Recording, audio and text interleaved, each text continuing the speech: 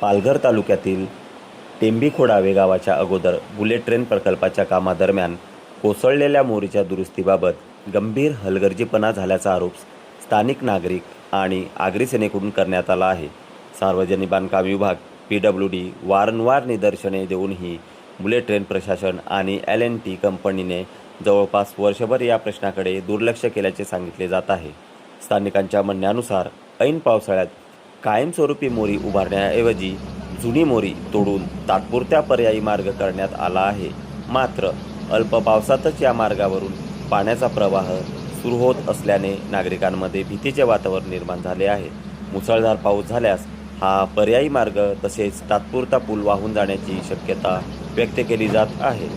या परिस्थितीमुळे टेंभीखोडावे व परिसरातील नागरिकांच्या जीवितास मोठा धोका निर्माण झाल्याचा आरोप करण्यात आला आहे. यासाठी आगरी सेनेने तीव्र नाराजी व्यक्त केली आहे.